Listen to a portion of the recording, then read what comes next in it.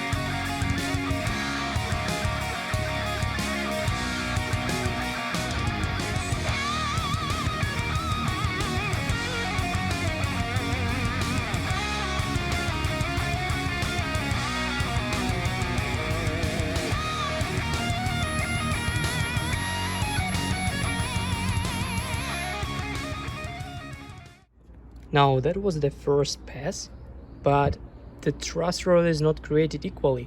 So the first pass was 7.6 millimeters, which is the majority height of the truss rod. Now there are a few other sections. Now normally this section is obviously taller than this one, but then I discovered that on my particular truss rod, this cavity here should be a bit further down. So I'm making pretty much this whole part 7.6 millimeters.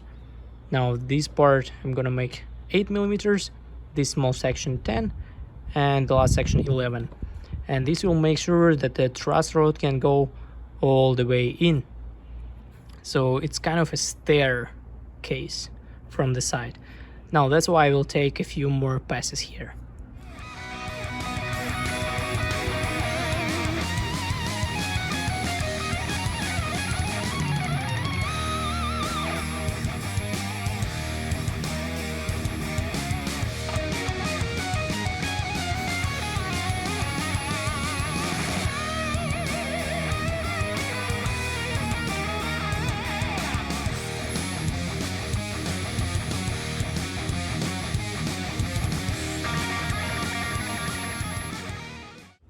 And so after removing the jig, this is what we've got.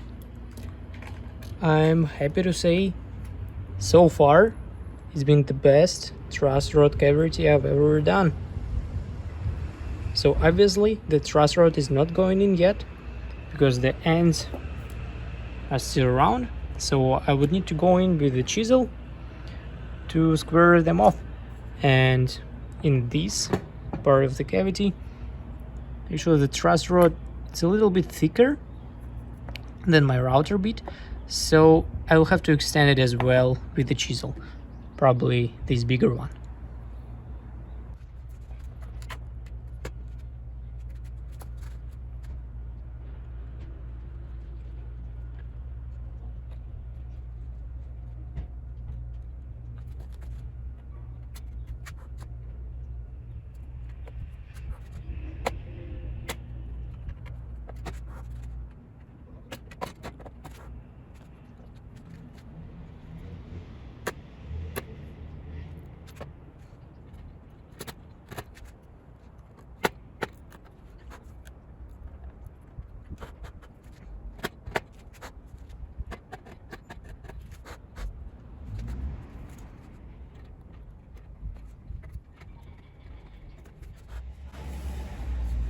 Did I mention that this is my least favorite part of the truss rod cavity build? I don't like it at all, but gotta do it. And so after a bit of what one call fiddling around with chisels, I've got truss rod cavity. And no jokes, as I expected, this is actually the best truss rod cavity I ever made. So snaps in place, no sticking out, no wobbling, no anything. All the holes are as wide, as big as they should be. It's just perfect. I couldn't be happier about it, even though this is, well, one of my least favorite parts of the build, especially the chiseling part. But it all worked out and it's great. I guess now I have experience doing it, so that's why it's turned out a bit better. So for the time being, we're done playing around with this beautiful roasted maple neck. Oh, by the way, did I mention that this guitar is going to have a maple fretboard? Yeah, well, in case I didn't, here it is. It's very nice. It has a center line going through it. I already drew it. Here's our headstock. So we'll leave the neck for now. Now I quickly want to play with this beautiful slab of ash. So this is our ash body. This is our template. So obviously I will be using the template as a router guide to route the body, but well, it's just too much material around. So what I want to do first, I want to get rid of the bulk of material with my jigsaw. So let's do it. Now I'm not planning to remove material with the jigsaw by eye. Actually now would like to put on the template, which I meticulously crafted, then align it with the center line. Center line is queen. It's the most important reference point for guitar building. So I'm aligning my template with the central line of my body. Make sure I don't have any parts hanging off or sticking out or whatnot, so it's all good. Now I quickly just want to go around it with my pencil, just to have a reference line for when I will be cutting with my jigsaw. Now obviously I will not make it super precise with the jigsaw, but it is just good enough reference for me not to cut something excess. So that's why I have it here. Okay, yep, that's looking great. That is all sorted out. So Now as you can see, we have our design right here on the body, and we would take the jigsaw and start cutting. So it's not particularly good for cutting at angles, so we would have to make several straight cuts and try to be as close as we can to the line, but at the same time we want to be just as far away in case the blade jiggles around, you know, so that it doesn't cut too much or something that we don't want to be cut. So that's good enough. Let's get to cutting with the jigsaw. Here is an interesting thing that I decided to do. I took a pencil and a ruler and I kind of scribed my cuts. So as I mentioned before, I want to stay straight because this jigsaw is not very suited for, you know, angle cuts, and especially that we are cutting through this thick slab of ash. It's not going to work if we jiggle around, so we need to be straight. And here's what I did. So it's 20 something maybe straight cuts, and that's a lot of work. So here, enjoy the time lapse of me doing all that.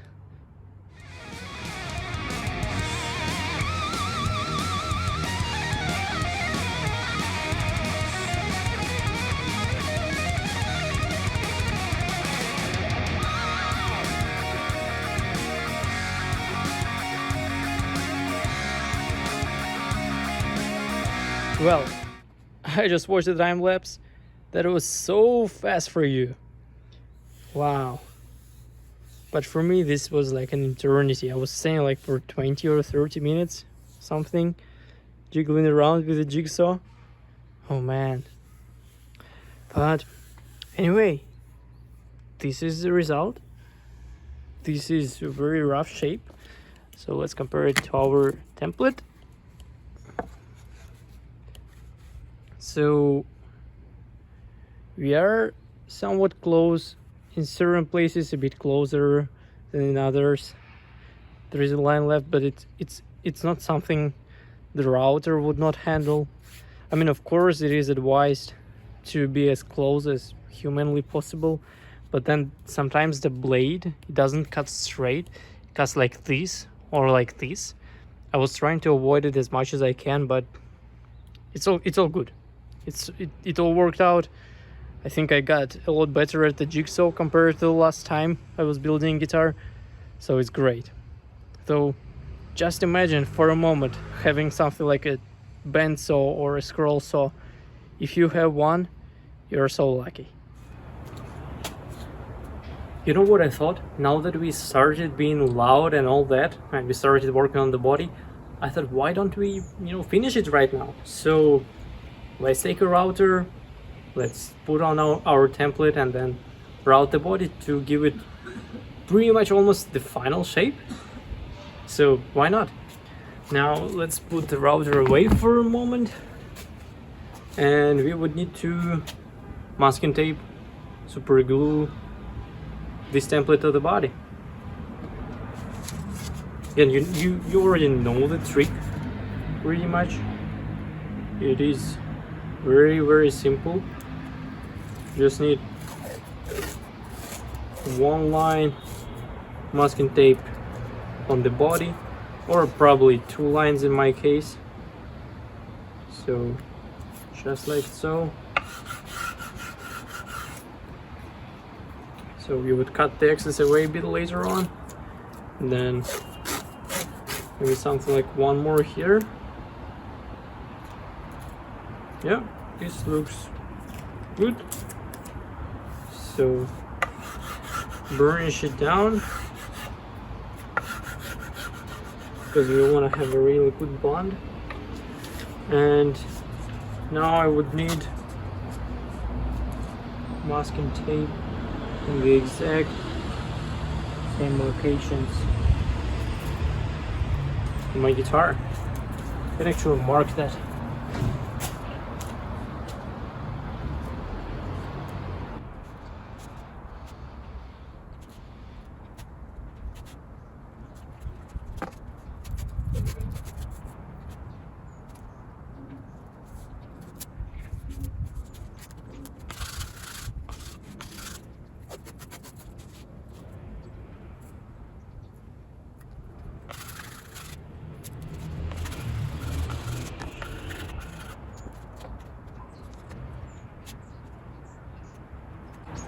So now that is sorted out, got masking tape here, masking tape here.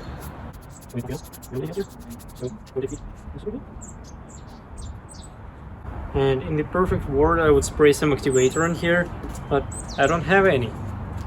So, but we are in no rush, so that's absolutely okay.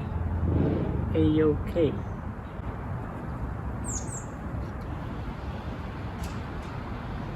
So center line, everything is lined up. I'll clamp it with the whole power of my body.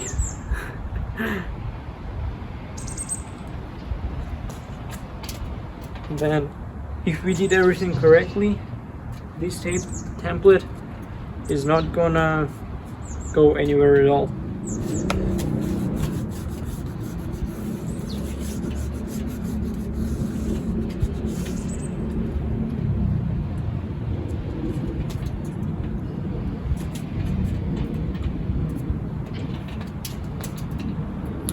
So let me set up the router and we'll do the routing.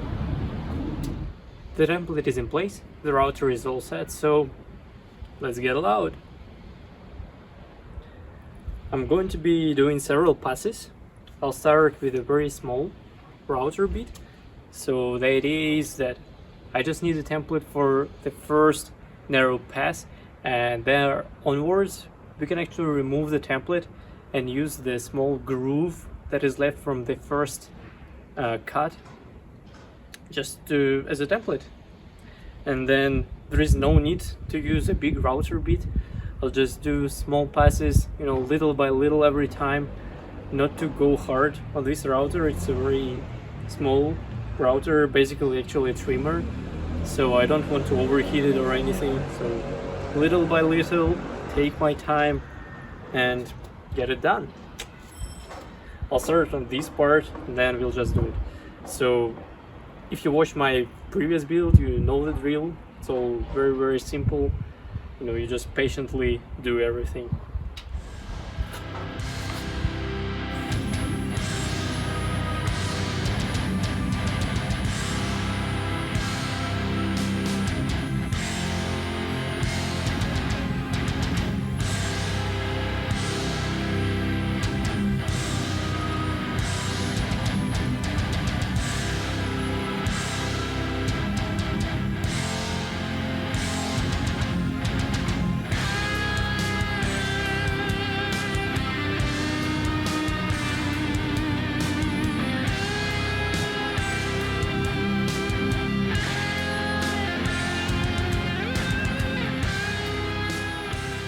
So this is what it looks like after the first pass.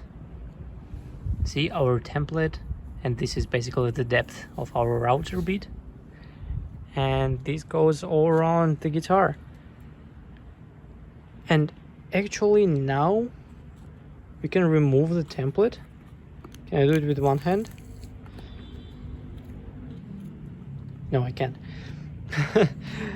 We can remove the template and then use the first pass that we did as a template itself. So that's all right. Wow, that's a lot of wood, and there will be even more. 2 hands now.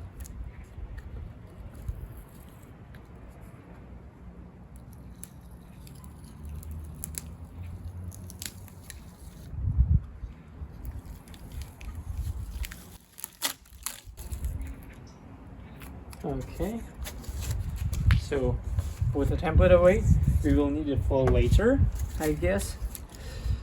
And now remove the masking tape.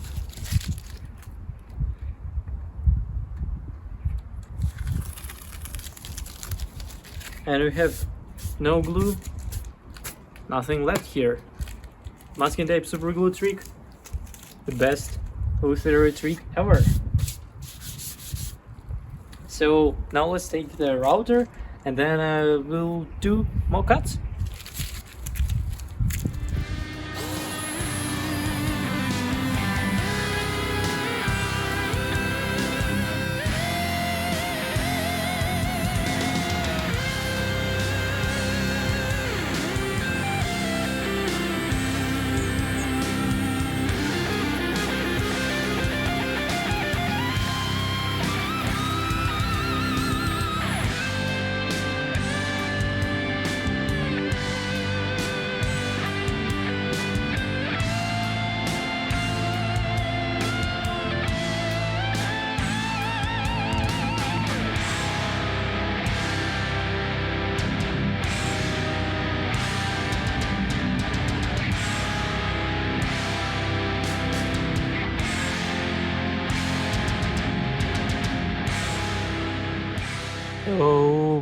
what was that, 3, 4, 5 passes?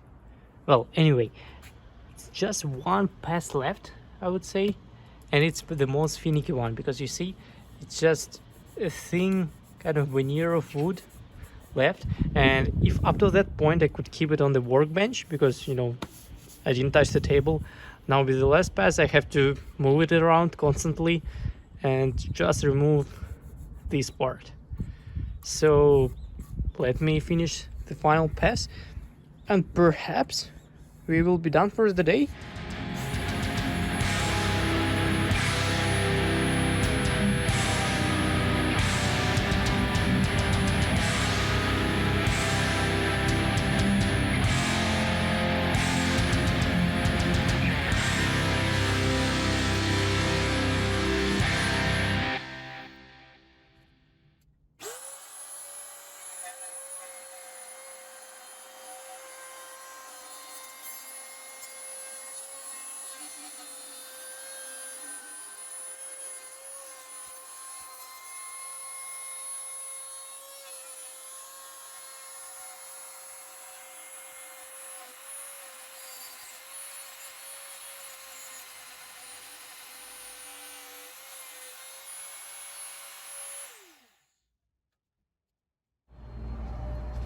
And so, just like that, we got our body shape sorted out. Very simple process. As long as you have the template, you can do it with absolutely any shape. And just very simple piece of equipment. We use the jigsaw, the router, you can get it at any store. So with that done, and with the truss rod cavity sorted out, I think we'll call it a day for today. And in the next episode, I suppose we would continue working on the neck, giving it the final shape, and perhaps sorting out how it would attach to the guitar. Thank you for watching, and then see you next time.